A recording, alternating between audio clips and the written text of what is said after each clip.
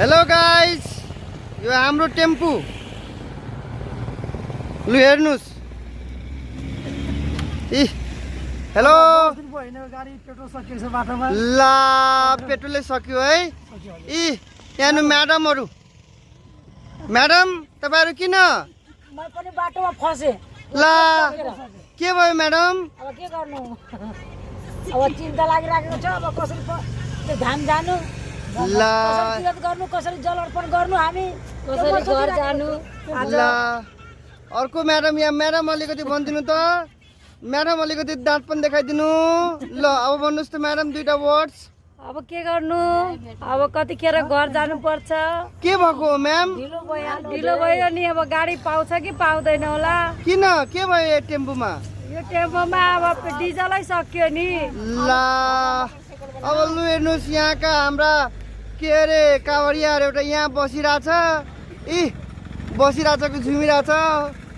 हजुर सर, कहाँबाट? चाइनाबाट कि तपाईँ चाइनिज जस्तै लागिरहनु भएको छ हो? ओ ल, इ उहाँ चाहिँ हाम्रो चाइनाबाट आउनुभएको छ, चाइनिज हो यो। अर्को हाम्रो रहेको छ इ यो भनेको हाम्रो डेङ्गु मलेरिया। हेलो सर, के भएको? अरे यार गाडी बिगड़ गया, दिमाग खराब काय करता जाओ। अरे यहाँ हाम्रो देवनाथ सर हुनुहुन्छ। सर केही दुई चारवटा वर्ड।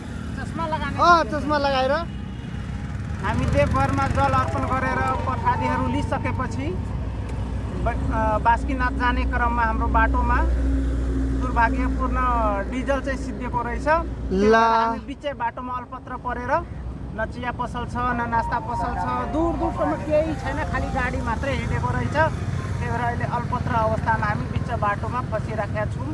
अब कति घन्टा पछि डिजल आउने हो, त्यसपछि फेरि हाम्रो यात्रा सुरु हुन्छ।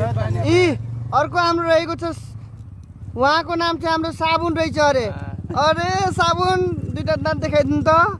ल ल ल साबुन, के तपाईँ केही भन्न चाहनुहुन्छ? ल भनिदिनु त।